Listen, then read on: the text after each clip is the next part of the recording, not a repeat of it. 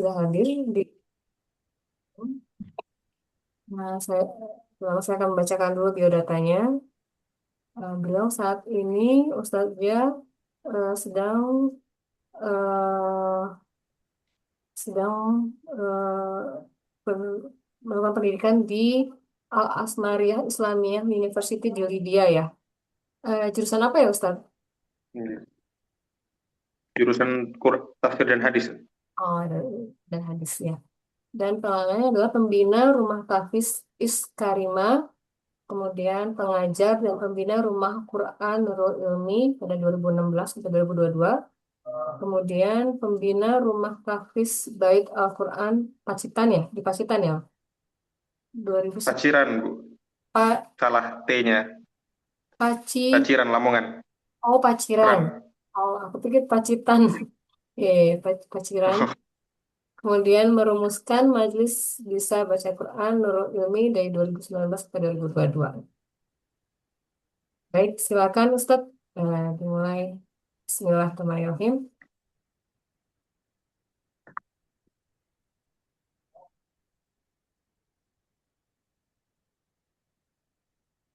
Ya, Bismillahirrahmanirrahim. Alhamdulillahirabbil alamin.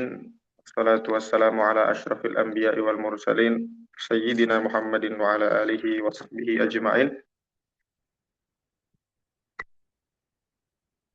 Amma ba'du, ibu-ibu yang dirahmati Allah, di sana sudah siang, Bu ya? Masih pagi juga. Pagi ya, Bu ya? Jam 9. Saya sering nge-lag, Bu, kalau apa namanya perbedaan waktu itu. Di sana jam berapa ya Ustadz? Sini masih jam 4. Jam Oh, 4:17, masih 2 jam lagi mau subuh. subuhnya jam 6 ya? Alhamdulillah, Bu, di Libya sendiri, ini kan ceritanya kajian Tarhib Ramadan. Kalau di Indonesia kapan mulainya, Bu? Tanggal 17 ya? Apa Eh, 18? 18 atau 19. Oh, 18 atau 19. Mau tahu Bedanya kondisi. kalau di Libya, apa, memang ada Darul Ifta'nya, dan Darul Ifta'nya itu berbeda antara yang di barat sama di timur. Jadi kadang tuh eh, yang di barat tanggal 18, yang di timur tanggal 17, karena juga ada badai angin, karena biasanya Ramadan itu dimulai pas lagi ada musim angin kayak gini, jadi kadang ru'yahnya tutupan debu. Oh, Ya, ala kulli hal, kita sangat dekat sekali dengan Ramadan, dan Ramadan sebagaimana yang kita tahu, Allah Subhanahu wa taala menjadikan Ramadan itu sebagai bulan yang paling mulia. Kalau kata para ulama itu apa, Ramadan itu disebut Sayyidus Suhur, di mana dia adalah tuannya para bulan, dan Allah Subhanahu wa taala memberikan ayat khusus di mana ayat itu numpuk di satu tempat saja di surat Al-Baqarah. Dan untuk yang penasaran kenapa kok di surat Al-Baqarah justru ada puasa, tapi di surat-surat lain itu nggak ada tentang puasa. Perintah tentang puasa ini cuma turun di surat Al-Baqarah, sedangkan di surat lain tidak ada. Kemudian pembicaraan tentang puasa, penyebutannya saja itu sangat sedikit yang maknanya beneran puasa di Al-Quran. Kita perlu kembali ke sana dulu sebelum kita akan bicara tentang bagaimana puasa membentuk kepribadian manusia, sampai bagaimana puasa itu membantu kita untuk membentuk keluarga kita. Kenapa kok harus ke apa namanya? Kenapa kok nanti kita harus ke manusianya dulu? Karena asas dari keluarga itu adalah fardiyah, apa namanya, manusianya sendiri. Asas dari keluarga itu adalah individu yang ada di dalamnya dulu. Jadi pembentukan karakter individunya itu lebih penting daripada apa namanya, kurikulum apa yang harus diberikan kepada anak. Nah, itu dalam tarbiyah Qur'aniyah. Nah, kenapa kok ada apa cuma di Al-Baqarah saja? Kalau ibu perhatikan pasti wa aqimus shalah wa atuz zakah. Puasa itu nggak disebutin. Puasa nggak disebutin secara apa spesifik. Baru surat Al-Baqarah saja, habis itu dilewatkan sudah tidak ada. Kenapa, Bu? Karena Al-Baqarah aslinya inti dari surat Al-Baqarah itu ada di 3 30 ayat pertama, atau bisa kita sebut 50 ayat pertama mungkin, di mana di 50 ayat pertama itu akan Allah beritahu apa tujuan penciptaan manusia, Allah beritahu apa fungsi kitab Al-Quran, Allah beritahu ada berapa jenis manusia dan bagaimana tindak tanduknya, kelakuannya. Kemudian di situ Allah kasih tahu bagaimana cara untuk menjadi al-muttaqin itu sendiri. Saat di awal Allah bilang di surat Al-Baqarah itu hudan lil muttaqin, kemudian nanti di ayat 20 itu sudah disebut la'allakum tattaqun, baru nanti di ayat 180-an itu di ayat ya ayyuhalladzina amanu kutiba alaikumusiyam kama kutiba alladzina min qablikum la'allakum tattaqun. Jadi ibaratnya kita buka Quran, kita dikasih tahu ini petunjuk untuk orang yang bertakwa. Wah, saya pingin dong jadi orang yang bertakwa. Maka sama Allah dikasih step-stepnya.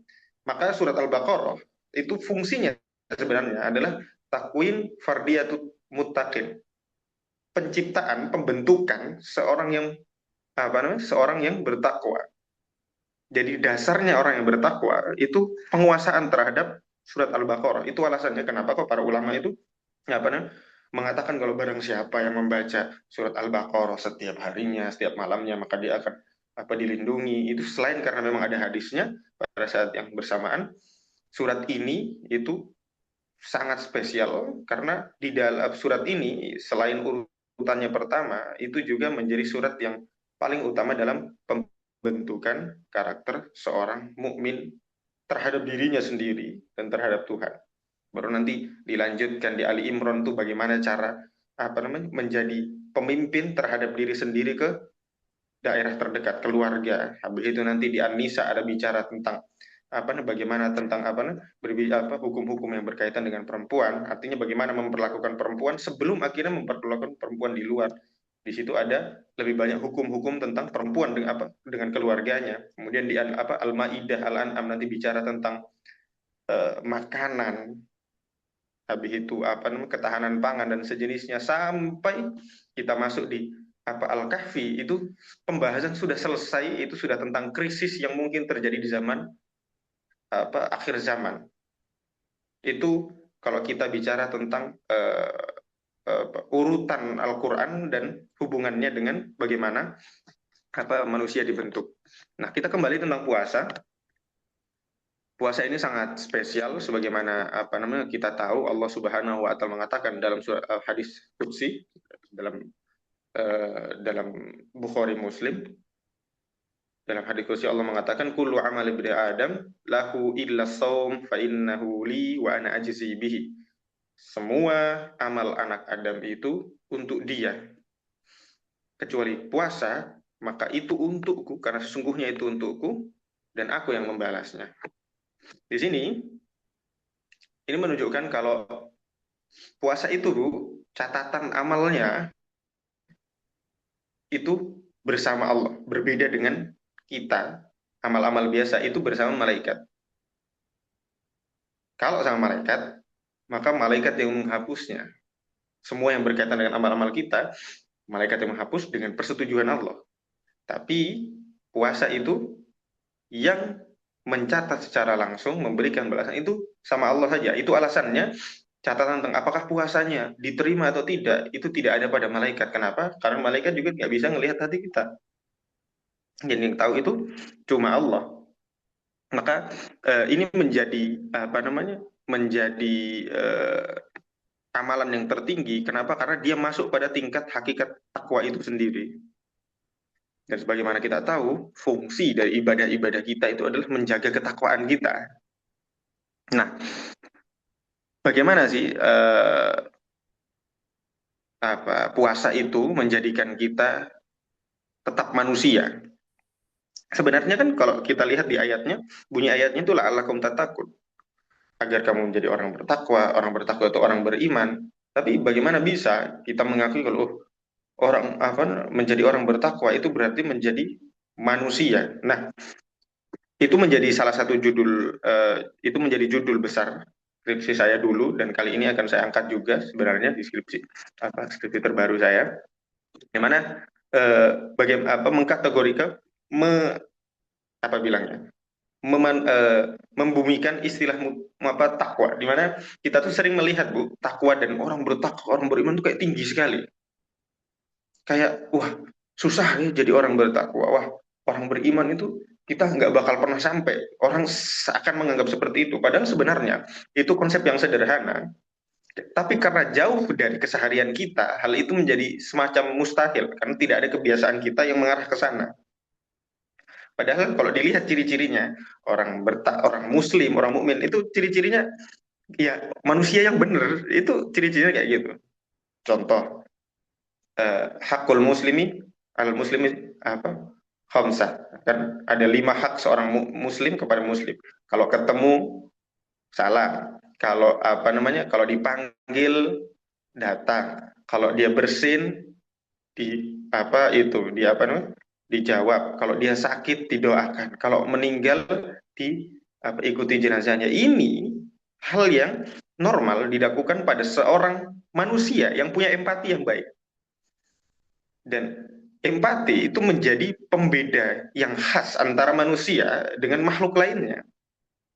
Tapi uniknya kita tuh tidak sering memperhatikan ciri-ciri mukmin dari sisi itu. Kita melihatnya itu pada ritual-ritual ibadah. Kenapa bisa begitu? Alasannya karena kita berada di Indonesia yang sudah terbiasa, terutama di Jawa ya, itu terbiasa banget mengkategorikan melihat agama itu dari segi religiusitas seseorang itu dari segi itu tadi, dari segi banyaknya ritual yang dia lakukan. Nah, kita kembali lagi, maka itu kalimat la'allakum tattaqun dan menjadi seorang muttaqin itu berarti menjadi seorang manusia yang sejati. Di mana manusia sendiri itu punya 2 dorongan menurut Imam Ghazali. Yang pertama ada dorongan rohaniyah, yang kedua ada dorongan hewani. Dalam Al-Qur'an itu Allah sudah kasih tahu di surat juz 30. Allah bilang fa'alhamaha fujuraha wa taqwaha. Dan manusia itu Allah berikan ilham, dorongan untuk melakukan keburukan dan kebaikan. Bukan berarti di sini Allah ijbar, Allah memaksa manusia pasti baik, pasti buruk, tidak. Tapi diberikan dorongan dan manusia memilihnya. Makanya dalam ayat selanjutnya Allah mengatakan qad aflaha man zakkaha wa qad khaba man dassaha. Maka sungguh telah apa, beruntung orang yang membersihkan hatinya, artinya mau mengikuti dorongan baiknya. Dan sungguh apa namanya, sial orang yang mengotori hatinya, artinya mengikuti mengikuti keinginan nafsunya. Kemudian dalam pembagian Islam sendiri, di situ ada Ibnu Abi Hatim, di situ juga ada Ibnul Qayyim, itu mengatakan membagi jiwa manusia itu menjadi 3, di mana yang pertama nanti ada sebagaimana di Al-Qur'an Bu ya. Kalau Ibu cari nanti jiwa itu terbagi jadi 3. Yang pertama ada nafsul lawamah, yaitu apa namanya jiwa yang lemah, di mana jiwa ini mudah terikut hawa nafsu, tapi apa namanya capek juga, merasa capek terus selama mendekatkan diri kepada Allah. Jadi dia gampang, mau sholat tapi habis itu jatuh maksiat lagi, mau sholat jatuh maksiat lagi. Itu nafsul lawamah. Yang kedua ada apa nafsul mutmainnah, yaitu jiwa yang sangat tenang, di mana mudah melakukan panggilan-panggilan Allah. Ada 2 kemungkinan di situ. Kemungkinannya dia memang terbiasa dari kecil karena sudah dilatih, di mana itu adalah fitrah apa manusia, keinginan untuk apa menghamba kepada Allah. Atau yang kedua, memang dalam penjagaan Allah, sama Allah diberikan perlindungan terus, entah karena apa namanya, karena doa dari orang tuanya atau doa dari yang lain. Kemudian yang terakhir yaitu nafsul ammaratum bisu, yaitu jiwa yang selalu menyuruh kepada keburukan, dan semoga Allah tidak menjadikan kita di antara itu. Nah, kita masuk kepada apa namanya pengendalian dirinya, di mana setelah menjadi manusia kita tahu bahwa perbedaan antara manusia dan yang bukan manusia atau mukmin dan bukan mukmin di situ adalah kemampuan untuk mengendalikan dirinya. Kenapa bisa begitu, Bu? Karena kita kembali tadi ke awal, di awal Allah memberitahu kalau la'allakum tattaqun. Puasa ini menjadi satu hal besar bagaimana seseorang itu menjadi bertakwa, dan bertakwa itu berarti menjadi seorang mukmin yang benar, menjadi muslim yang hakiki. Menjadi muslim yang hakiki itu artinya menjadi manusia yang lebih dekat dengan istilah manusia yang sempurna. Nah, ciri khas dari perbedaan manusia tadi adalah pengendalian diri yang baik. Pengendalian diri yang baik ini, kalau ibu mau cari tahu, di Al-Quran itu ada di ciri-cirinya, perintah-perintahnya yang hampir menuju spesifik ke sana itu ada di surat Al-Fajr, kemudian ada di surat Al-Ma'un, di mana di Al-Fajr itu kita akan diajak untuk berpikir lagi tentang sebenarnya apa sih tujuan kita hidup di dunia lagi. Di mana situ nanti Allah di situ ada mengorek pikiran manusia. Kalau itu, aduh, ayatnya lagi, di ayatnya itu nanti ada yang bilang bunyinya fa'akramahu wa na'amahu fayaqulu rabbi ya akraman. Jadi fa'ammal insana idza mabtalahu rabbuhu. Jadi di situ Allah bilang ada manusia itu yang mengira kalau Allah memberikan ujian dia, memberikan dia kesulitan, maka dia itu sial. Dan ada manusia yang mengira kalau dia dapat nikmat yang banyak, maka Tuhannya sedang memuliakan dia. Dia sangat mulia. Nah, di situ Allah ingin Allah ingin menamparnya di balik kalla bal la tukrimunal yatim wa ta'kuluna turatsa aklan lamma. Jadi, nah di situ Allah ngasih ngasih isyarat tentang loh, manusia yang mulia itu yang mana? Allah kasih tahu itu loh, orang yang memberi makan kepada anak yatim, orang yang memberi makan kepada orang miskin, orang yang mengasuh anak yatim, orang yang tidak makan harta waris anak yatim sembarangan. Itu semua intinya tentang pengendalian diri. Maka kemuliaan manusia itu datang dari pengendalian diri. Di mana pengendalian diri setidaknya ada pada tiga aspek yang kalau disebutkan dalam surat-surat itu. Yang pertama, mampu mengendalikan nafsu makannya. Kemudian yang kedua, tidak menghitung harta, tidak terikut dengan harta. Dan yang ketiga itu bisa melawan nafsu marahnya atau egonya. Makanya di amal yatima fala taqhar wa amma sa'ila fala tanhar. Pada anak yatim itu jangan digertak, jangan dikerasi. Walaupun kalau ibu dapati anak yatim yang beneran masuk dalam definisi yatim, Bu ya. Definisi yatim itu bukan sekedar tidak punya ibu, bapak, tidak, tapi umurnya belum sampai umur balik. Itu punya goncangan dalam jiwanya dan seringkali bikin kita mangkel. Ujiannya itu di sana. Ujiannya di sana. Yang tidak begitu cuma Nabi Muhammad SAW. Nah, di sini pengendalian diri itu mengantarkan kita pada sesuatu yang disebut, sekarang sering disebut namanya delay gratification. Di mana itu delay gratification itu membantu manusia untuk bisa berpikir lebih dalam lagi, lebih menghargai lagi setiap balasan, setiap hal yang ada di sekitarnya. Kemudian Rasulullah Shallallahu Alaihi Wasallam juga mengatakan as-saumu junnah, puasa itu adalah perisai, pelindung. Pertanyaannya adalah pelindung dari apa? Dan kenapa tadi nafsu itu harus ditahan? Nah, kalau ditanya pelindung dari apa, maka ulama di sini menjawab, jawabannya sebenarnya cuma satu, tapi nanti beranak. Puasa itu melindungi dari apa? Melindungi dari diri sendiri. Melindungi dari syahwat kita. Di mana syahwat itu bukan dari hal lain. Yang sering dilupakan sama manusia itu, syahwat itu dari dirinya sendiri. Itu penciptaan, itu hasil ciptaan, itu bagian dari diri kita yang memang sama Allah ciptakan. Liyabluwakum ayyukum ahsanu amala, itu untuk menguji kita mana yang paling bagus dalam beramal. Amal yang paling susah itu memang amal batin, Bu. Amal terhadap diri sendiri. Melawan nafsunya itu. Dan ini paling sering tidak disadari bahwa kegagalan dalam melawan diri sendiri itu akan menjadi sebab utama kita ngelakuin dosa. saat kita bermuamalah sama orang, kita berinteraksi sama orang, kemudian kita tidak mampu mengendalikan diri sendiri, entah dari intonasi bicara, entah dari apa namanya nyeletuknya jawabnya salah, entah dari apa namanya tidak tahu batas apa yang harus dikatakan, tidak tahu kapan harus berempati yang tepat, tidak mampu mengendalikan diri itu akan seringkali menyakiti orang, lawan bicara, menyakiti orang sekitar. Dan itu termasuk hal yang nanti merepotkan di akhirat. Walaupun mungkin kita nggak tahu itu beneran masuk dosa atau tidak, kan gitu. Tapi hal-hal seperti ini itu yang sering dalam hadis itu disebutkan paling sering merepotkan manusia. Itu alasannya di surat Abasa itu dikasih tahu kalau yauma yafirrul mar'u min akhi. Pada hari itu orang itu lari dari saudara, wa ummihi wa abi, dari bapak ibunya pun lari. Kenapa?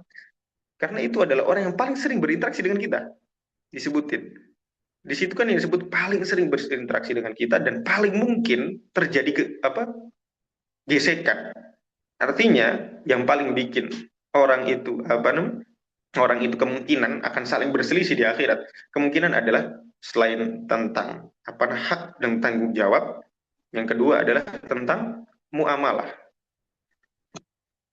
Nah, di situ pengendalian diri itu menghalangi kita dari dosa-dosa yang bisa membawa kita menuju neraka. Makanya apa namanya ulama mengatakan puasa melindungi dari yang pertama melindungi dari syahwat kita, yang kedua melindungi dari terjerumusnya kita kepada dosa, yang ketiga melindungi kita dari neraka itu sendiri.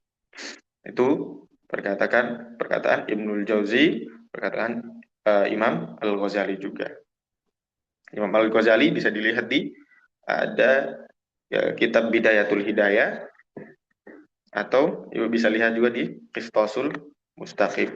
Nah, kemudian kenapa kok harus ditahan? Ya itu tadi alasannya. Karena kalau nggak ditahan, ya itu kita bisa dengan mudah menyakiti manusia lain. Dan sebagaimana kita lihat sekarang yang terjadi di Indonesia, Bu ya, saya sendiri dari jauh melihat kayak gini kayak geleng-geleng. Itu mahasiswa di sini pada mikir ini balik nggak ya? Karena sangat ditakutkan dengan kondisi dunia seperti ini. Itu orang-orang udah banyak yang nggak bener, takutnya balik kita juga ketularan. Itu tuh paling paling berbahaya tuh balik kita juga ketularan. Dan atau balik kita nggak bisa ngapa-ngapain. Sedangkan tuntutan dari apa namanya ilmu itu harus bisa memberikan sesuatu manfaat. Karena apa namanya kalau dalam apa Islam dikatakan apa namanya orang yang berilmu tapi tidak menghasilkan amal, tidak bermanfaat itu seperti pohon yang tidak ada buahnya, dan itu lebih berbahaya karena seringkali air yang tidak bisa diserap itu jadi menyebabkan banjir. Ilmu yang tidak bisa bermanfaat itu justru membawa masalah. Di Indonesia sekarang banyak orang berilmu tapi tidak bisa membawa manfaat, maka dia membawa masalah. Penyebabnya kembali lagi karena sebelum dia berilmu, dia belum manusia. Dalam apa pemikiran ulama-ulama Islam sekarang itu disebut dengan kurangnya akhlak, di mana akhlak itu menjadi salah satu sebab bagaimana ilmu itu mudah diserap oleh manusia sekitarnya atau bahkan pada diri sendiri. Nah, itu kan sulit Bu jadinya karena udah terlanjur belajar sampai S3, udah terlanjur apa namanya bertahun-tahun belajar, egonya sudah terbangun kuat dengan benteng pengetahuannya, tapi tetap dia tidak bisa memberi secara baik kepada orang banyak dan justru nanti membawa problematika baru, mana orang-orang pintar tapi sombong, orang-orang pintar tapi justru membawa kerusakan. Akhirnya ada semacam pikiran kalau ngapain belajar kalau jadinya seperti mereka, yang ujung-ujungnya akan membawa masyarakat kita kepada kebodohan lagi. Lebih parahnya ini udah bodoh plus benci ilmu. Nah, itu yang berbahaya. Di mana ilmu itu menjadi satu-satunya jalan terbesar untuk melindungi kita dari godaan setan. Nah, maka di sini Allah Subhanahu wa taala mengingatkan dalam Al-Qur'an, "Wa man adallu mimman ittaba'a hawahu", di mana Allah mengatakan dan manakah yang lebih sesat dari orang-orang yang mengikuti hawa nafsunya. Man adallu mimman ittaba'a hawahu bighairi ilmin. Di mana di situ Allah ngasih tahu kalau ada dua kemungkinan orang itu sesat. Yang pertama mengikuti hawa nafsunya dengan ilmu, yang kedua mengikuti hawa nafsunya tanpa ilmu. Tapi yang sama Allah dikasih tahu lebih berbahaya, itu mengikuti hawa nafsunya dan punya ilmu juga. Kenapa? Karena dia akan menggunakan ilmunya seakan dia itu lebih baik dan ilmunya itu adalah Tuhannya. Dan itu banyak sekali terjadi di lingkungan akademis. Maka disinilah bagian bagaimana apa namanya, bagaimana puasa itu bermanfaat dalam menjadikan kita manusia. Lalu pertanyaan selanjutnya, apa kaitannya menjadi manusia itu dengan pendidikan rumah tangga? Ibu mungkin sudah banyak dengarin kajian Ustadz ada Ustadz Budi Azhari yang bicara tentang bagaimana menjadi manusia yang baik dan sejenisnya apa sesuai Quran dan Sunnah. Beliau juga mempunyai ini ya sebuah narasi mengembalikan keilmuan Islam di mana beliau minta apa namanya kepada muslimin orang Islam semuanya untuk memperbanyak membaca. Bahkan beliau mengatakan kalau Ustadz Budi Azhari sendiri bilangnya justru bila tidak mampu membaca dan tidak mau membaca untuk terus berkembang maka pergi dari peradaban kami. Maksudnya keluar jadi sampah saja. Karena memang pada akhirnya yang akan jadi beban itu orang yang membawa dirinya bilang saya bagian dari Islam, saya dai atau saya apa namanya muslim, saya ingin berkontribusi tapi dia malas untuk membaca. Di mana malas membaca itu tanda kalau lemah pengendalian diri. Karena hanya orang yang punya pengendalian diri yang bagus, yang mampu disiplin dan memaksa diri pada hal-hal yang tidak disukai itu, yang enggak enak itu. Ya cuma orang-orang yang punya pengendalian diri. Di, para ulama sudah membuat banyak bu langkah-langkahnya ya untuk apa namanya eh, membina keluarga yang baik, tapi tidak ada yang lebih baik bukan pribadi apa pendapat pribadi ini tidak ada yang apa lebih baik ini menurut Imam Ghazali itu mengatakan tidak ada yang lebih baik dalam membina keluarga melainkan kembali pada diri sendiri. Apa maksudnya? Faktor keteladanan, faktor keteladanan dan evaluasi diri bagi ibu dan bapak itu menjadi pilar utama dalam pembentukan pribadi anak-anaknya di rumah. Maka di sini kalau kita turunkan ke apa namanya kiat-kiatnya Bu ya, selama Ramadan, Ramadan kan cuma 30 hari Bu, dan harusnya disiapkan selama 6 bulan sampai 2 bulan, minimal tuh 2 bulan. 2 bulan sebelum Ramadan. Apa saja yang disiapkan, hartanya, kalau orang-orang sini itu mereka udah gencar cari uang sampai sebelum Ramadan. Di mana nanti Ramadan mereka udah nggak cari uang sama sekali.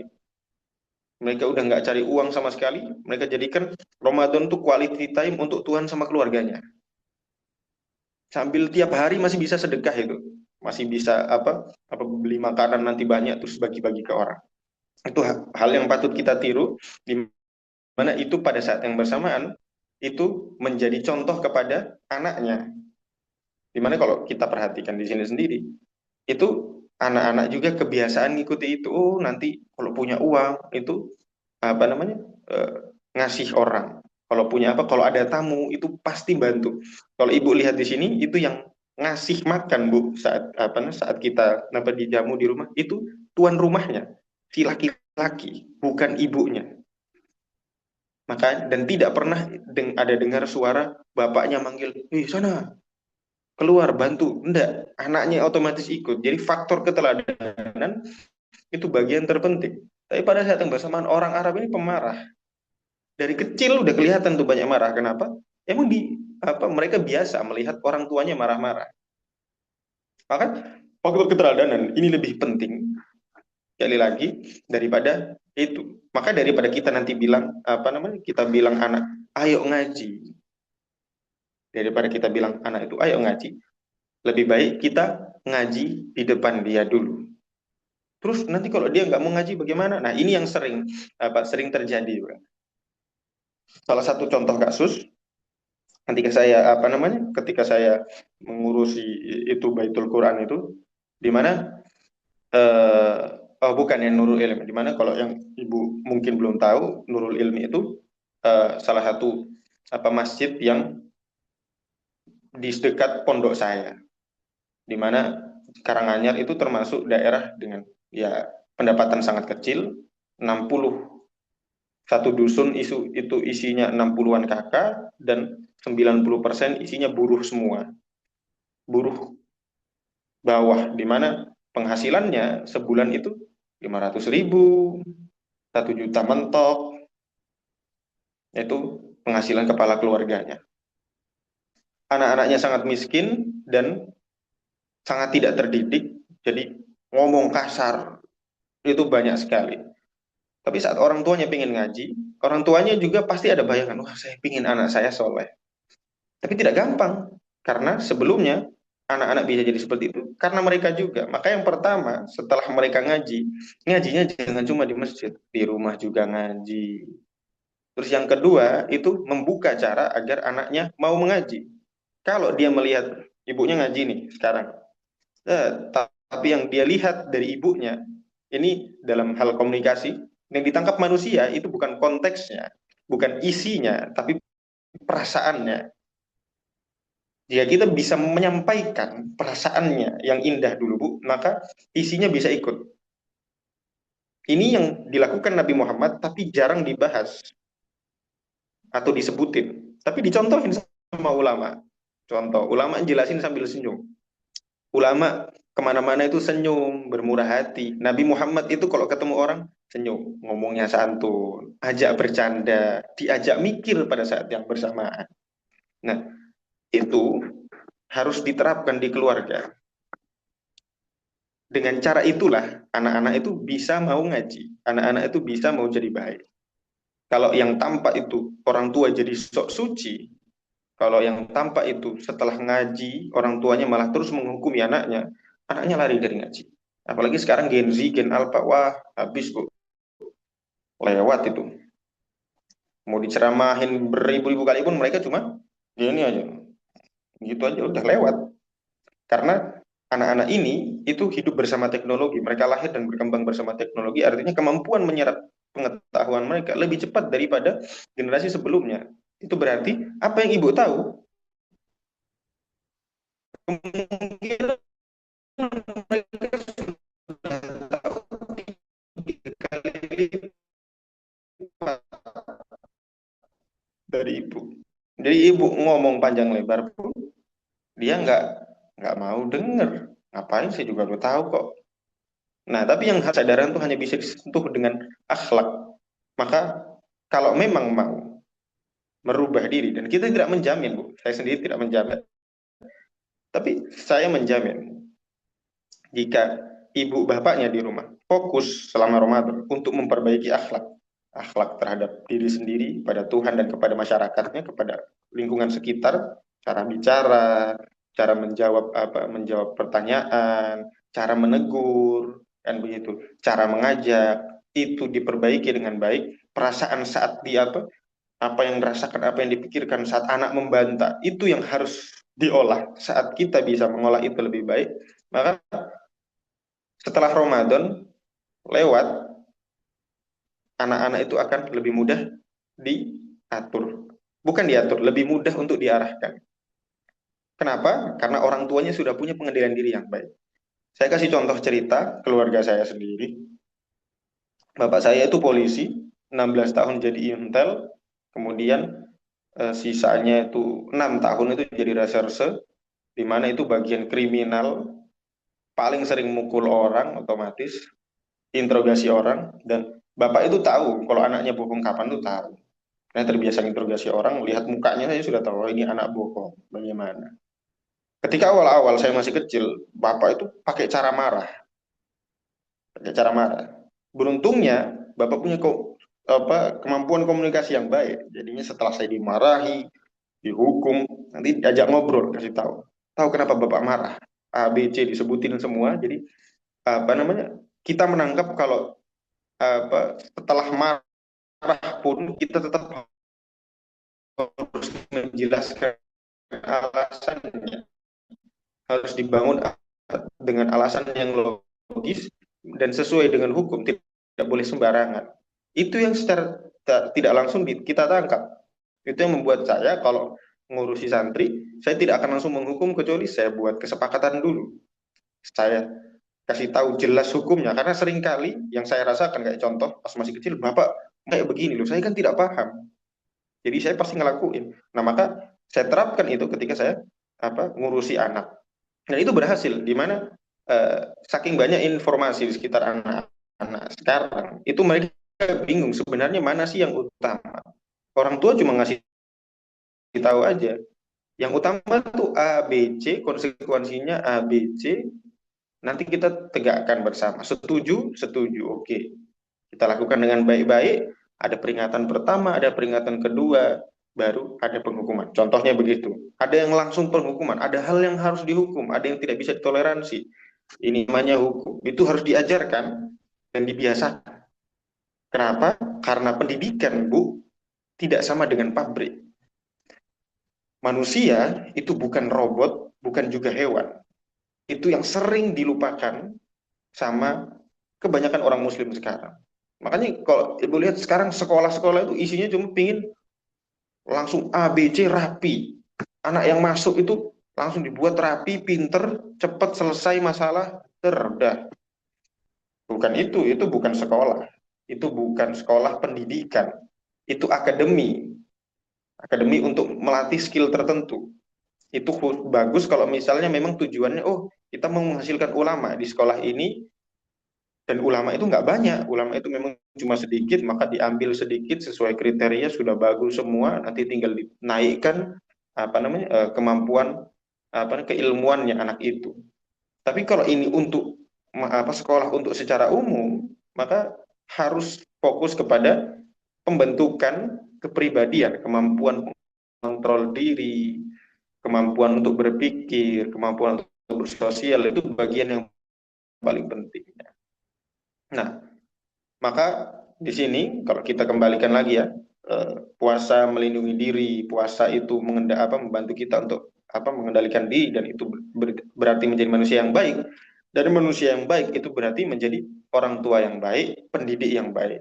Karena aslinya pendidikan itu di rumah. Caranya adalah dengan kembali mengendalikan diri dulu, utama meninggikan faktor keteladanan dan evaluasi Bu ya.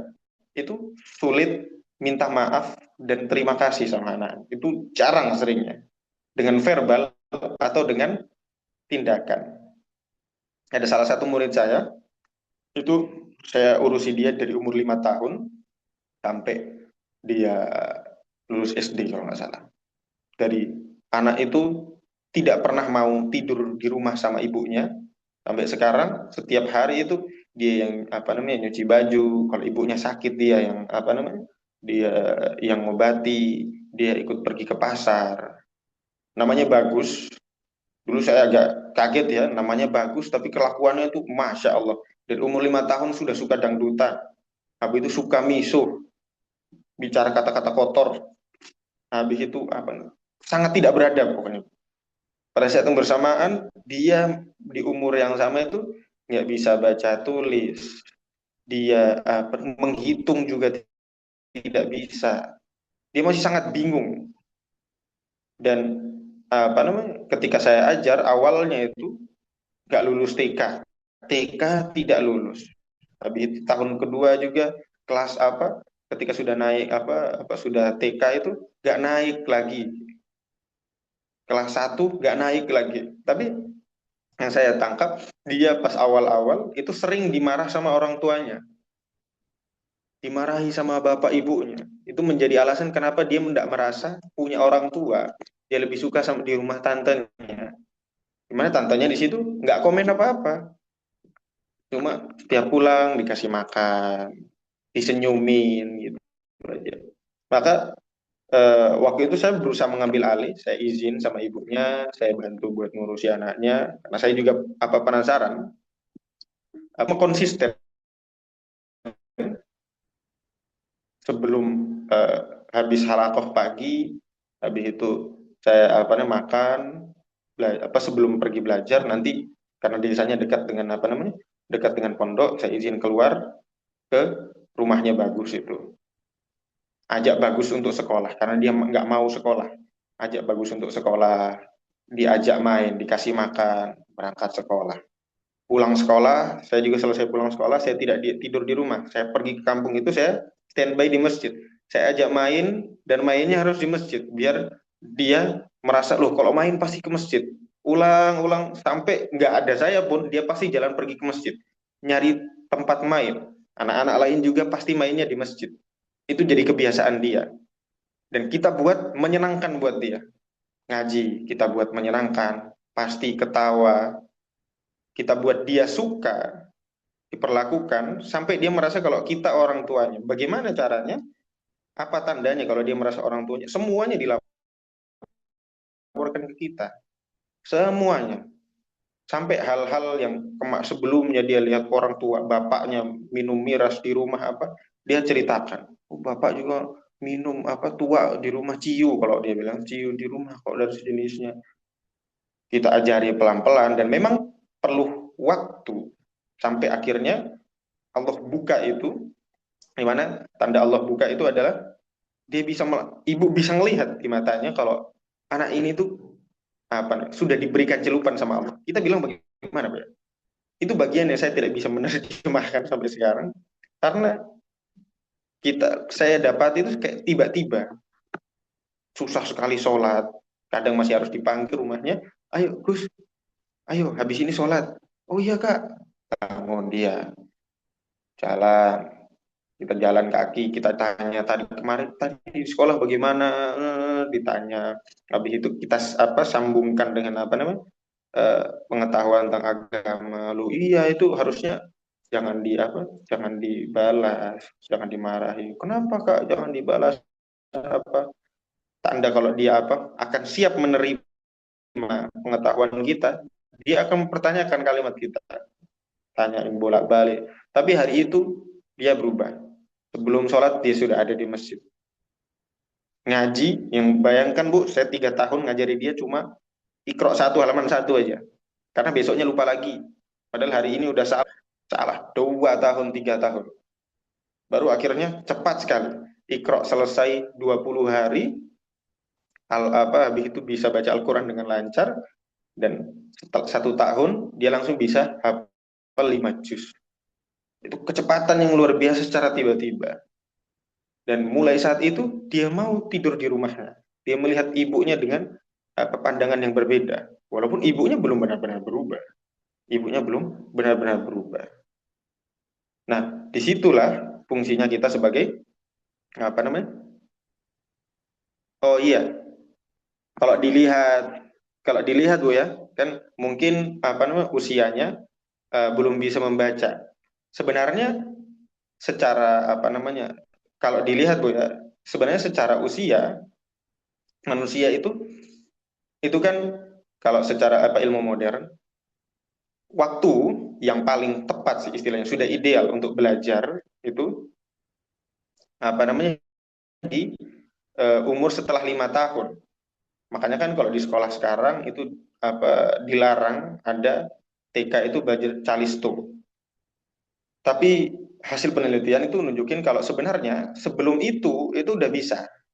Kalau sudah jadi budaya utamanya. Kalau dibiasakan dari kecil dan itu bukan suatu paksaan. Kayak contoh di sini di kota ini utamanya Bu, di kota ini itu anak itu memang sudah belajar baca itu terutama baca Al-Quran Bu ya itu dari umur 3 tahun, dan umur 3 tahun itu nggak pakai ikro, di sini nggak ada ikro, itu langsung pakai Al-Quran tapi didikte ditalkin sama kayak dulu kita A, apa B A ba, nah sama kayak gitu. Nah bahkan pada saat yang bersamaan itu dilatih menulis. Nah ini membantu mereka untuk apa namanya sebenarnya membantu mereka untuk paham lebih cepat, dan itu tidak salah selama tidak dipaksakan.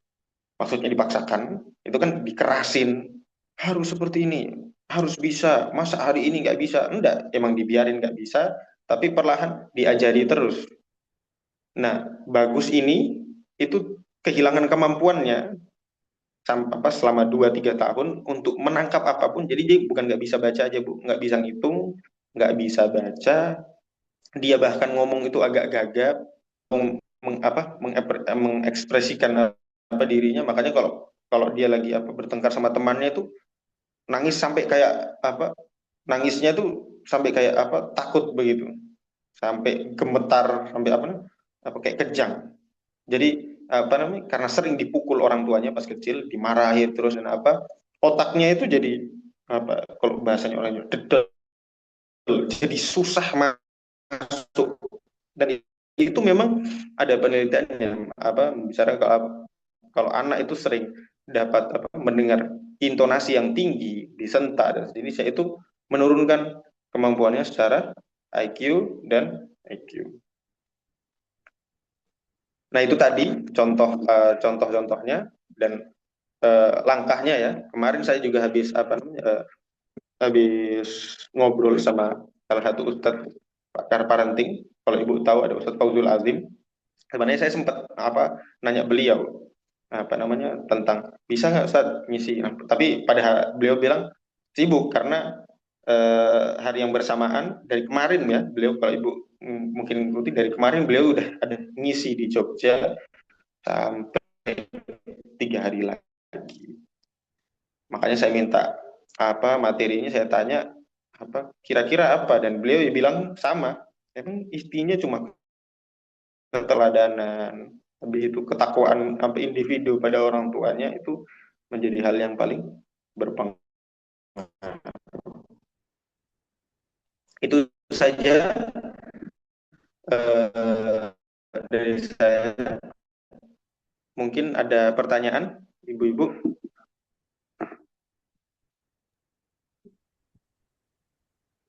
Emang yang sering terjadi itu Bu ya, yang sering terjadi, terutama di Gen Z sekarang tuh, eh, mungkin karena ada apa mungkin karena perubahan ekonomi yang apa, sangat besar, itu lumayan bikin stres pada orang tua yang apa ya bilang.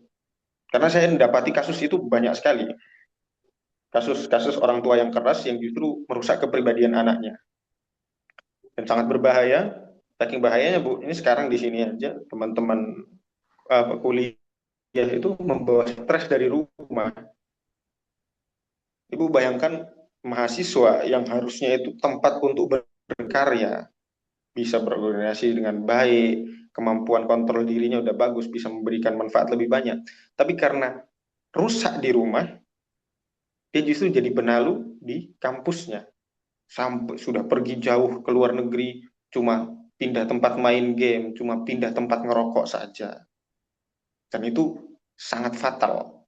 Pada saat yang bersama nanti orang tuanya cuma marah-marah. Kamu ngapain sudah dikasih dapat bayar uang banyak begini. Itu kan apa, kesalahan fatal yang kedua. Nanti tambah rusak lagi hubungan orang tua dan anak. Pada akhirnya keinginan ibu bapaknya untuk ingin punya anak yang bisa membawa dia menuju surga nggak dapet di situ. Mungkin ada pertanyaan? Alhamdulillah. Ya silakan kalau ada yang mau bertanya, Bu Iya, Purwanti mau bertanya, saya dulu kali mungkin, Bu Alin. silakan. Ya, ya, jazakallah khairan Ustadz atas materinya. Menarik ya tadi, apa namanya, pengalaman-pengalaman Ustadz dalam menghadapi anak didik ya di pesantren ya. Kalau memang ada istilah toxic stress Ustadz kalau dalam psikologi. Kebetulan saya juga dosen psikologi Ustadz. Jadi memang mendalami ini ya masalah parenting juga. Toxic stress itu terutama ketika anak-anak di usia sebelum 6 tahun gitu ya, mereka sering mengalami KDRT, kemudian atau pengabaian dari orang tuanya, itu memang ada perubahan dari struktur otaknya. Terutama kalau kita stres itu kan mengeluarkan hormon kortisol, Ustaz, hormon stres gitu ya. Dan tentu mempengaruhi eh, apa namanya otaknya, kemudian juga hormon-hormon yang ada di dalam tubuhnya gitu. Termasuk juga akhirnya kalau dalam penelitian itu otak yang anak-anaknya terkena toxic stress dengan otak yang sehat itu memang jauh berbeda gitu. Dan masalahnya ini akan berpengaruh sampai dia dewasa gitu karena struktur otak kan dibentuk dari masih kecil ya Ustadz ya sampai matang di usia dewasa muda gitu ya. Jadi memang menarik sekali kalau misalnya bahas tentang kekerasan pada anak dan banyak anak-anak yang akhirnya gagal dalam kehidupannya bukan karena mereka nggak pinter, Ustadz, tapi karena mereka nggak mampu untuk mengatasi stresor yang dihadapi selama perjalanan hidupnya gitu. Jadi mungkin saya juga banyak kasus tuh ada anak yang sangat pinter banget, Ustadz, bahkan kalau kita harus belajar untuk masuk perguruan tinggi gitu ya, dia itu cuma belajar mandiri masuk gitu perguruan tinggi negeri yang bagus, yang favorit tanpa kayak merasa nggak terlalu susah gitu ya. Tapi ternyata dia gagal drop out dari kampusnya karena nggak bisa mengatasi masalah-masalah yang dihadapi selama dalam perkuliahan gitu. Itu pertama. Jadi mungkin itu komentar saya tentang ini ya Ustadz ya, tentang apa namanya pengasuhan yang melakukan kekerasan pada anak. Nah, mungkin yang kedua saya ingin bertanya tentang delay gratification itu. Tadi Ustadz kan sempat cerita ya tentang delay gratification atau mungkin kita menunda kesenangan gitu ya. Eh, Mungkin salah satunya kalau dalam Islam latihannya adalah dengan puasa. Sebenarnya ada lagi nggak sih Ustadz teknik-teknik delay gratification atau kalau dalam psikologi itu ada juga istilah self control atau kontrol diri gitu ya. Eh, Dalam Islam itu cara untuk melatih kita mengontrol diri ya supaya bisa menjadi orang yang bertakwa itu bagaimana tuh Ustaz? Mungkin itu pertanyaannya. Selain puasa ya, mungkin selain puasa Iya. kan memang jelas ya kita menahan diri gitu ya. Tapi kadang-kadang puasa itu akhirnya nggak ada efeknya. Karena pas buka kita bener-bener makan apa aja gitu ya yang kita mau gitu ya. Atau pas Lebaran kita jadi jor-joran beli baju baru segala macam gitu kayak Ustaz. Nah, ini kalau tentang pengendalian diri, Bu ya. Dalam Islam, pengendalian diri itu ada satu fan ilmu sebenarnya. Ada satu cabang ilmu yang nanti ngarah ke sana. Itu kalau Ibu tahu, kalau di istilah modern, di Arab modern sekarang kan istilahnya, terutama kalau dari jamaah yang salafi itu sebutannya tazkiyatun nufus, pembersihan jiwa. Tapi kalau dapat dulu, apa, ulama Islam dulu sebutannya tasawuf. Sama bahasanya, akar katanya berapa, makna akar katanya itu sofin, itu artinya menjernihkan apa yang dijernihkan jiwanya. Kalau Ibu mungkin kenal di istilah tarbiyah itu ada murabbi, Bu. Ada murabbi, Bu ya. Nah, sebenarnya dalam Islam itu konsep tarbiyah isinya semuanya tentang pengendalian diri. Kalau nanti Ibu mungkin kalau penasaran cari terjemahan kitabnya sudah ada, Madarijus Salikin. Habis itu di situ apa punya apa Bidayatul Hidayah punyanya Imam Ghazali. Kalau Madarijus Salikin tuh punya Ibnul Qayyim. Nah, di mana di situ Bu ada banyak sebenarnya Bu. Ada banyak dari sholat, habis itu sodako, habis itu apa namanya mujalah satu apa duduk bersama orang soleh. Kayak contoh apa namanya yang terkenal di Indonesia Tombo Ati. 5 Tombo Ati itu kan masuk dari apa nih cara untuk membentuk kepribadian yang baik juga. Tapi masalahnya adalah kita tuh sering Bu beribadah tapi nggak ada yang nuntun, nggak dituntun. Jadi anak-anak sering udah sholat, belajar sholat, udah sholat ditinggal sama orang tuanya dan orang tuanya sendiri tidak paham bagaimana cara sholat itu apa namanya mengantar apa kepada apa seperti yang dibilang dalam Al-Quran, Inna sholata tanha anil fahsya'i wal munkar. Sholat itu membantu kita untuk mengendalikan diri dari hal yang apa buruk dan keji. Alasannya kembali ke orang tuanya emang nggak paham gimana caranya kan gitu. Kalau dalam tips yang dikatakan apa sama para ulama dalam Islam itu tadi ada dua perasaan. Tadi sebenarnya mau saya sebutkan, tapi saya takut panjang. Ada dua. Yang pertama ada perasaan muraqabah, kemudian yang kedua muhasabah. Ada perasaan diawasi, terus merasa diawasi, dan yang kedua dievaluasi. Dia merasa kalau saya harus terus mengevaluasi. Dua hal ini menjadi hal yang harus ada di setiap ibadah. Nah, dalam Islam setiap ritual ibadah itu ngantarin ke sana, tapi hanya bisa ngantarin ke sana kalau dua hal ini juga ada. Jadi kalau ditanya apakah ada eh, ibadah lain, semuanya ibadah itu ngarahin ke sana. Karena fungsi ibadah itu adalah cara untuk menjaga ketakwaan kita. Dan tadi kita bilang kalau ketakwaan itu salah satu tanda orang yang bertakwa itu punya tadi yang Ibu sebut dengan self control yang baik. Jadi kalau ditanya ada semuanya, Bu. Semuanya. Orang sedekah itu makanya kan dalam puasa sunnah-sunnahnya itu ngarah ke sana, ngarah ke sana. Memberikan makan pada saat kita kepada orang miskin saat kita berpuasa, memberikan sahur. Padahal kita juga butuh makan itu pada saat kita tidak marah, padahal kita lagi emosi. Dan ulama kan sering memberikan ibarat orang yang berpuasa itu seperti kembali ke benteng, kan gitu. Tapi pada saat yang bersamaan, ulama juga memberitahu bahwa ij'al likulli lailatin sofan. Nah, artinya jadikan di setiap malam itu ada tempat kembali sebelum tidur. Nah, ini yang perlu ya. Kalau yang pernah saya dapati bapak saya tuh sebelum tidur, ini pas saya masih kecil awalnya, sebelum tidur tuh pasti cerita Nabi. Jadi anak-anak dipeluk semua sebelum tidur, habis itu cerita, ayo kita cerita Nabi apa hari ini, kasih tahu bapak dongeng cerita Nabi apa. Habis itu ketika kami mulai masuk umur 5 tahun ke atas diganti jadi ada cerita tentang apa yang dilakukan hari ini. Tadi pagi Al tidak sholat subuh loh. Iya, sholat subuh telat karena bapak juga tidak bangun. Wah, kita ketahui iya bapak juga susah kan. Bagaimana ya biar kita bisa sholat lagi? Nah, itu mengajarkan anak, ngasih tahu, ngasih arah kan Bu. Secara tidak langsung ngasih tahu kalau loh sholat itu penting loh. Buktinya sebelum tidur aja kita bahas lagi. Dan itu nanti ada rasa kangen itu ada rasa kangen. Saya dapati di teman-teman saya di murid-murid saya, santri-santri Iskarima itu ketika yang kecil mendapati seperti itu nanti balik lagi dia bilang, wah saya sekarang jarang ngelakuin tat, dulu pas saya kecil itu sering kayak gini. Nah, bagaimana Ibu bilang, memang pendidikan sebelum 5 tahun itu penting untuk disosialkan kembali.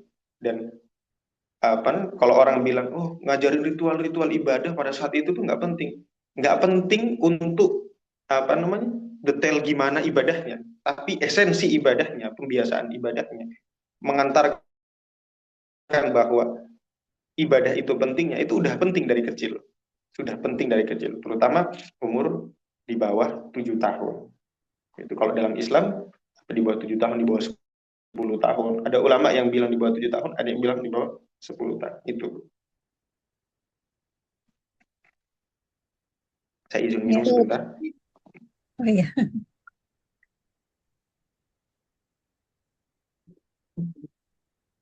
Enggak, Bu? Bagaimana?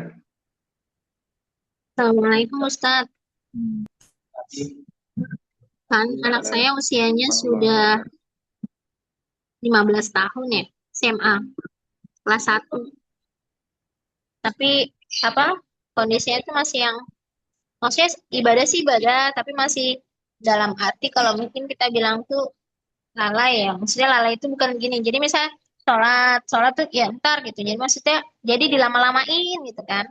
Apa itu pengaruh waktu kecilnya juga atau gimana, atau memang butuh didoain, atau memang nanti butuh lingkungan ke depan tuh mungkin yang lebih baik, atau mungkin memang hidayahnya belum sampai, atau memang kita yang harus terus berdoa aja, atau memang dia yang memang harus belajar. Nah, maksudnya pengen saya tuh dia bisa belajar gitu loh, bisa bisa di ilmu agamanya tuh bisa lebih ini gitu kan, karena kan Allah kan menganggap baik kalau misalnya dia itu ya, baik gitu, maksudnya ininya dalam segi agamanya. Nah itu caranya seperti apa kalau memang yang laki-laki itu status seperti itu? Ya aja sih Ustaz. Assalamualaikum. Sudah umur 15 Bu ya.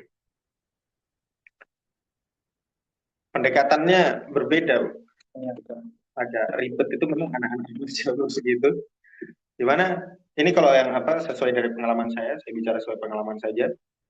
Saya kurang tahu Bu ya kalau secara apa namanya bagaimana penanganannya apa psikologis, tapi yang ya secara psikologis, tapi yang sering saya apa lakukan itu yang pertama eh, mengubah komunikasi antara orang tua dengan anak. Ibu bapak itu sering pakai kalimat tidak langsung atau kalimat yang terlalu umum. Jadi kalau ngomong pingin anaknya soleh, soleh itu kayak gimana? Sebutin spesifik dulu. Habis itu setiap anak itu sampai kepada apa namanya? Kepada itu suatu hal misalnya yang udah kita ingin kayak contoh apa kita bilang apa kita pingin apa namanya anaknya rajin sholat di masjid begitu. Nah misalnya ibu lihat dia udah rajin sholat di masjid walaupun tidak selalu 5 waktu selalu di masjid, udah sering lah misalnya. Nah jangan lupa untuk terima kasih ke dia Bu, karena anak pada umur segitu itu butuh sekali untuk pengakuan kalau dia sudah mandiri, dia sudah mencapai sesuatu. Itu apa sebutin kayak apa melepas stres sedikit saat dia dihargai sama orang tuanya terutama. Kemudian selain dia apa dikomunikasikan, dia diteladani tadi, dikasih contoh. Contoh yang mengarah kepada permintaan. Kayak contoh begini, adik saya Nafila, perempuan satu-satunya, dia kan hidup saat bapak sudah tidak susah. Dan namanya dia anak perempuan, bapak itu nggak bisa keras ke dia, nggak bisa tegas itu nggak bisa. Akhirnya diserahkan ke kakak-kakaknya. Kakak-kakaknya mondok. Pada awal, Nafila itu enggan, nggak mau buat ngaji. Tidak mau ngaji. Tapi dia pintar, dia bisa ngaji. Kenapa? Karena dia sudah pada apa? Dia sudah pada kondisi keluarga yang stabil. Bapak sudah tidak ada marah-marah. Mama sudah apa namanya? Sering belajar. Jadi kemampuan itu nurun secara tidak langsung. Kebiasaan baik itu sudah nurun secara tidak langsung. Tapi mama tidak pernah ngaji di rumah. Bapak apalagi. Bapak sibuk di kantor. Pulang udah capek. Langsung ngurusi masyarakat dan segini capek. Akhirnya tidak pernah ada contoh mengaji. Tidak pernah ada contoh sholat di masjid. Tapi sederhananya kakak-kakaknya pulang. Kita bermuamalah baik sama dia. Terus kita pergi ke masjid. Saya ngajak adik saya yang laki-laki. Dol, ayo sudah azan. Kita pergi. Dia ikut. Dia pingin. Kak ikut. Oke, mau kena ikut sendiri. Habis maghrib kita nggak ada yang ngajak. Kita semua tidak ada yang pegang HP, kita ngaji sendiri. Dia lihat, dia pengen, tapi dia malu. Dia malu karena dia takut dia ngeliat tuh kakak-kakaknya ngaji lebih bagus dari dia. Dia malu untuk ikut. Terus kita intip ke di itu di mana di kamar dia coba baca sendiri diam-diam. Kenapa bil baca di luar aja? Ayo kakak bantu kita ajari. Saat kita pingin, contoh saya waktu itu pingin dia bisa nahu soroh. Saya pingin dia bisa nahu soroh. Maka saya sama Afdol itu pura-pura tidak bisa. Ini yang pernah saya itu lakuin. Karena yang pernah saya praktekkan itu pura-pura ke adik, ke santri juga pura-pura tidak bisa atau nyari ngasih pertanyaan, ini apa ya Bil? Bila sudah diajari, sudah kayaknya kemarin. Oh, Bila tahu kah? Kakak minta tolong dong ajari apa. Bu tak buka nggak tahu tak buka buku dulu. Oh iya, nggak apa-apa buka dulu. Nah, nanti 1 kali, 2 kali dia ngerasa, saya lebih bisa dalam ini. Saya dihargai, pilah pintar ya bisa kayak gini. Nah, habis itu adik saya sekarang, kalau adik saya sekarang kita 16 tahun. Nah, apa namanya? Saat seperti itu terus kita bilang sama kita minta sama dia. Wah, Bila bisa ini ngajari kakak sama Mas itu Nahwu Soroh. Bagaimana kalau Bila setiap minggu sekali ngajar kakak sama Mas Nahwu Soroh? Kita berikan tempat untuk dia berkontribusi untuk di keluarga. Kalau memang ibu misalnya contoh, pingin anaknya bisa ilmu agama, kasih spesifik Bu. Bisa ngaji misalnya, bisa baca Quran bagus.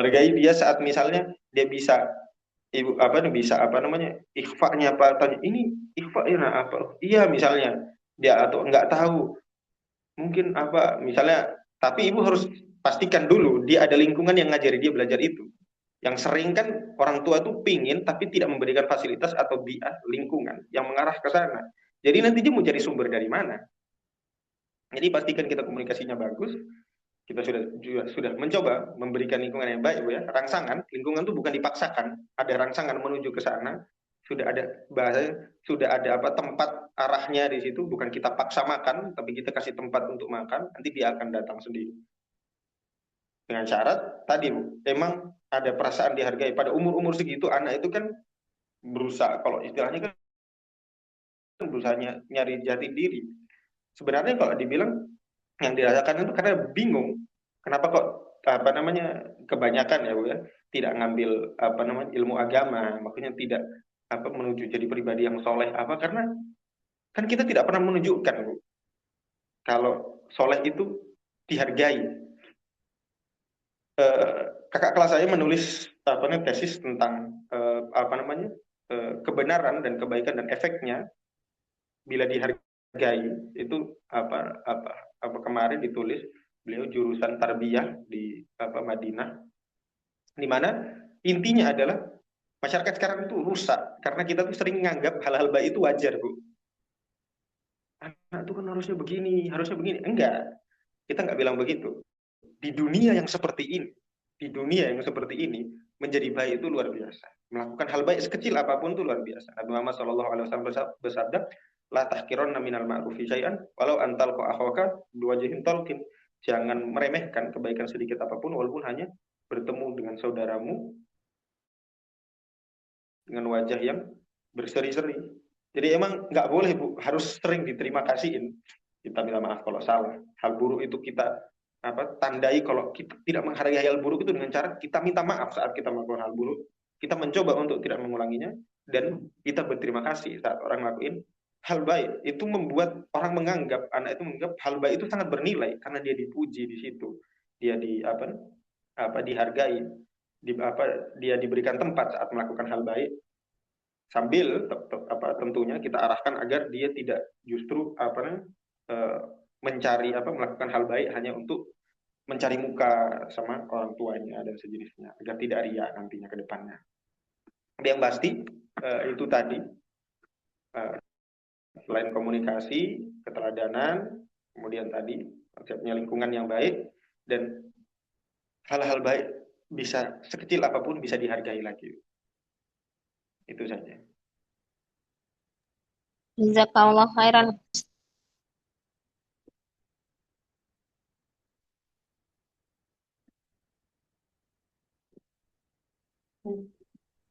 Ada lagi yang mau bertanya? Silakan. Wah, betul. Sudah, udah. Ustaz, sebelum kalau belum ada yang mau bertanya, saya mau bertanya juga, bagaimana caranya supaya anak-anak mencintai untuk pergi ke masjid. Jadi di rumah saya sama anak juga umurnya sekitar 15 tahun. Masjidnya itu memang jauh ya, tapi kakeknya selalu pergi ke masjid dan menggunakan mobil gitu. Cuman anak saya agak diajakin untuk pergi dengan kakeknya tuh kayaknya belum belum mau itu gimana ya caranya supaya dia mau mau ikut kakeknya untuk pergi ke masjid.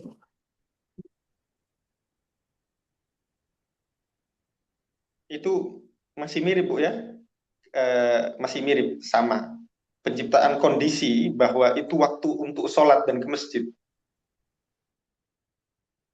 itu ya kalau yang saya apa pernah lakuin jadi saya pernah 3 bulan di rumah apa namanya keluarga saya yang di Jakarta waktu itu saya namanya kakak sepupu ya namanya Karima nah Kak Karima ini pertama jarang kerudungan yang kedua tidak apa itu tidak apa disuruh sholat itu sulit jadi sering lupa nggak mau sholat dan sejenisnya habis itu tidak mau itu belajar baca Quran nah bapaknya apa namanya pingin ada kebiasaan baik itu kan. Jadi ketika saya berkunjung, menurut saya kebetulan waktu itu lagi ada pelatihan di Jakarta, kemudian eh, bapaknya itu minta saya tinggal di situ, harapannya bisa jadi contoh yang baik. Tapi saya waktu itu mengkritisi, saya bilang, nah bapaknya aja nggak pernah nunjukin kalau itu waktu sholat, nggak ada tanda kalau itu emang waktu sholat. Salah satu tanda kalau itu waktu sholat,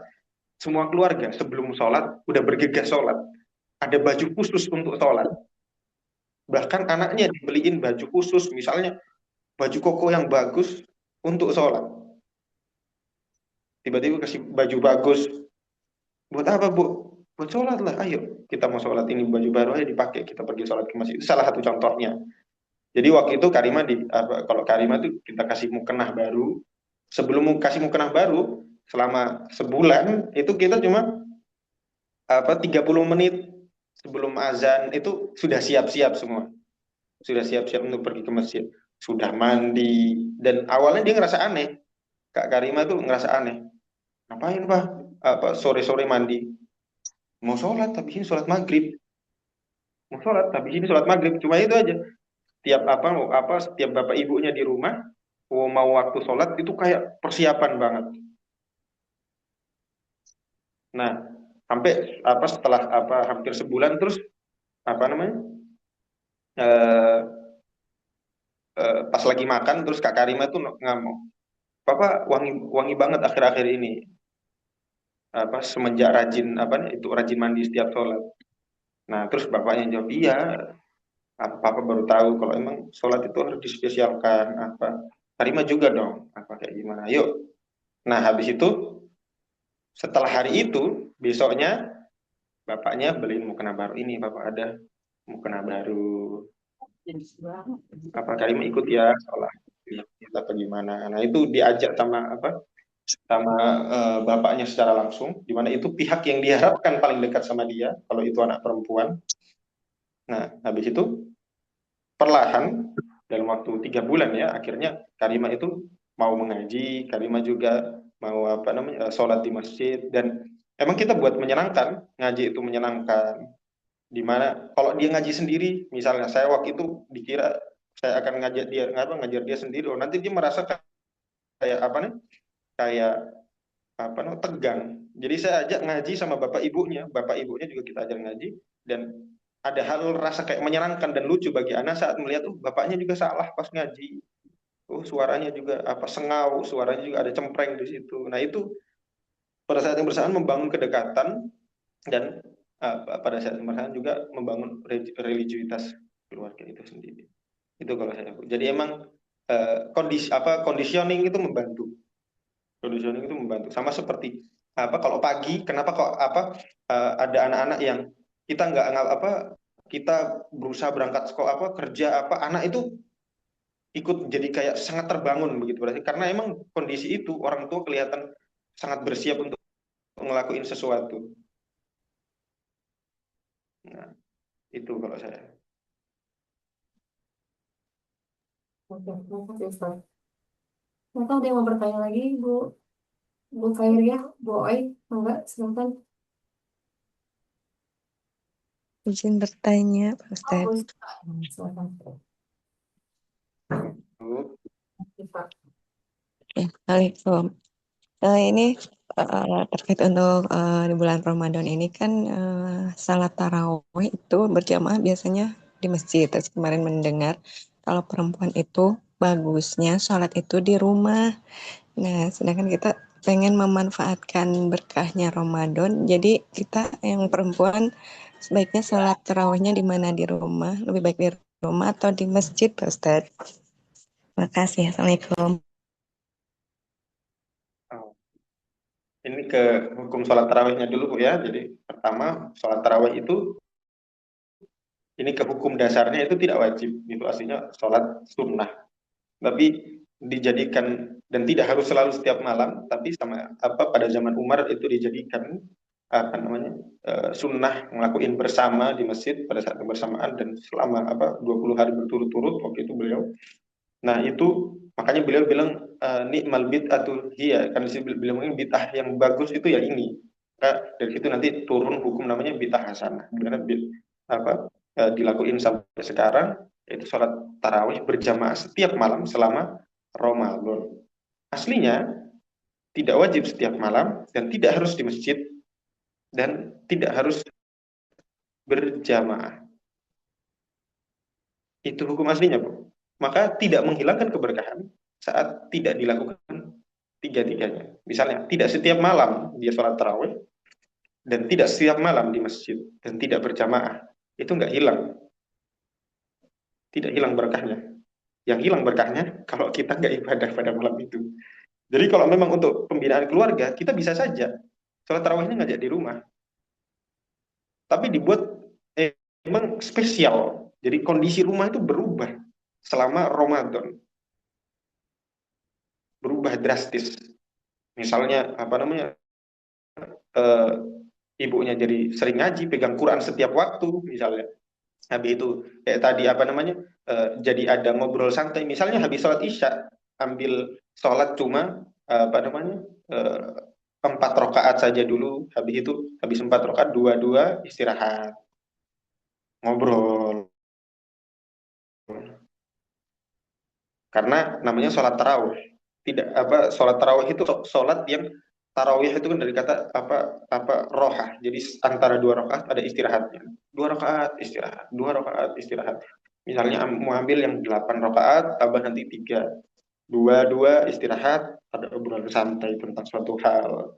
Misalnya suruh anaknya yang ceramah. Kalau saya di rumah begitu, bapak itu suruh setiap habis sholat maghrib gantian kita ceramah. Saya ceramah, nanti besoknya adik ceramah, bapak ceramah, mama ceramah, adik yang paling kecil ceramah. Kalau harus pakai ceramah, ada yang tidak pakai ceramah, ada yang pakai ngobrol santai aja. Itu bisa dilakukan karena pada saat bersamaan, selama niatnya memang baik dan itu bentuknya ibadah untuk Allah, insya Allah tidak kehilangan keberkahan. Justru saat dipakai sia-sia, kita malah nonton TV atau kita malah begitu udah tidur gosip dan sejenisnya, itu yang bermasalah. Kenapa kok sama ulama dibiarkan ada ngelakuin setiap malam? Karena orang kalau nggak digituin, kebanyakan orang yang nggak ibadah pas Ramadan. Makanya oh ini bagus, lakuin ini lebih baik daripada mereka keluyuran nggak ngapa-ngapain. Itu Bu. Jadi nggak kehilangan keberkahan.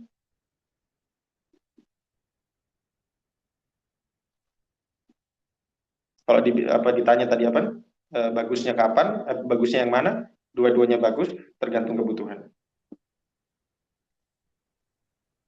Itu ada pertanyaan lagi? Ada yang bertanya lagi? Gua oi, mangga.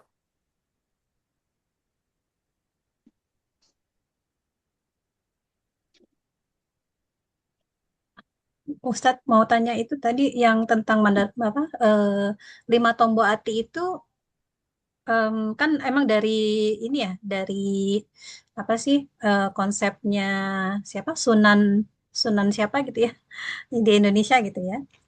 Itu memang di dalam buku Madarijus Ya. Salikinnya Ustadz Ibnul Qayyim Jauzi itu memang sama ya, mirip ya Ustadz ya. Kalau Tombo Ati itu bukan Ibnu Qayyim Jauzi, Bu. Ada ulama lain. Jadi Tombo Ati itu sebenarnya bukan pertama kali dibuat Sunan Wali Songo, tapi diterjemahkan sama Sunan Wali Songo. Jadi ada banyak versi, 5 obat hati itu ada banyak versinya.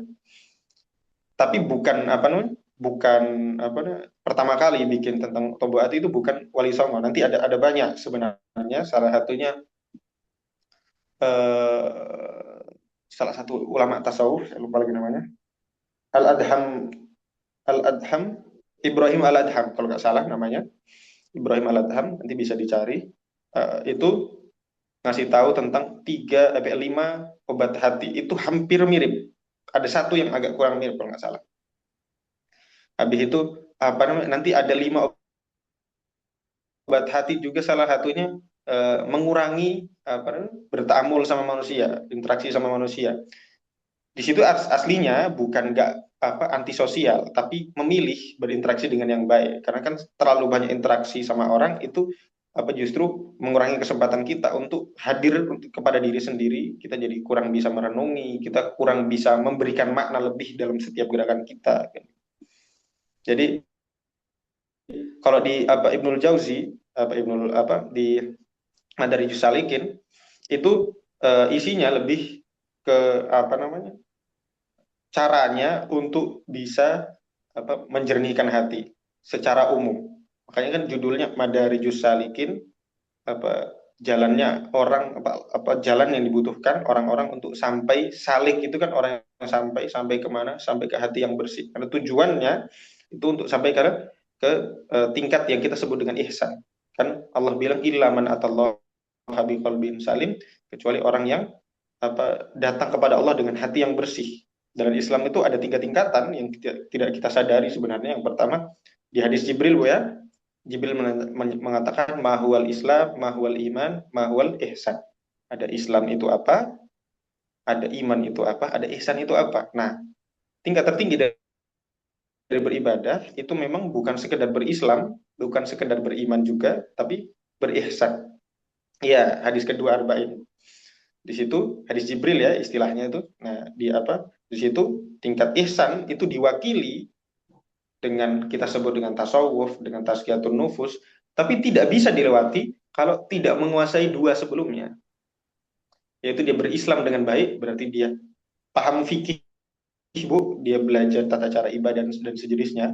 Makanya di situ disebutin ibadah-ibadahnya kan. 5 rukun Islam itu tentang ibadah. Kemudian yang ketiga itu paham akidah. Makanya di situ tentang rukun iman, artinya dia paham tentang berkeyakinan dengan benar selama beribadah, kemudian dia beribadah dengan ilmu yang tepat, baru dia naik ke makom ihsan, di mana makom muraqabah yang pertama, yaitu antak budallah ka'annaka tarahu, kamu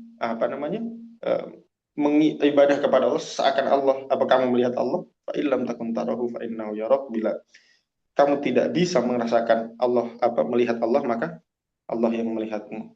Nanti ada penafsiran panjang tentang ta'budallaha ka'annaka tarahu itu sendiri. Itu. Baik, jazakallah khairan Ustaz penjelasannya.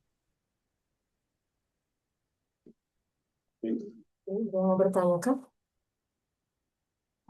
Sepertinya ada yang baru-baru. Bu Fitna atau Bu Oi?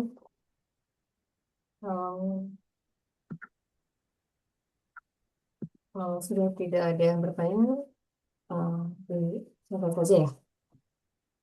Bu Oi, apa mau bertanya?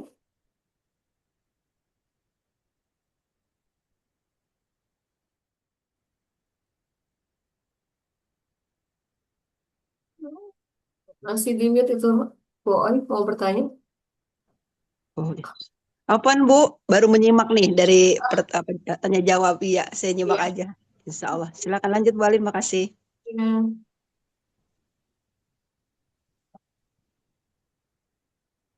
Kalau sudah tidak ada yang bertanya, mungkin kita sudahi saja. Alhamdulillahirrahmanirrahim. Terima kasih, jazakallah khair, jazakallah khair, Ustaz Jahat. Alhamdulillah kita sudah menyimak penuturan dari beliau. Untuk yang belum, mungkin nanti bisa melihat di YouTube kita. Kita tutup webinar kali ini dengan membaca surat kafaratul majlis, subhanakallahumma wa bihamdika, asyhadu an la ilaha illa anta, astaghfiruka wa atubu ilaik. Jazakallah khair, Ustaz. Terima kasih ilmunya Ustadz.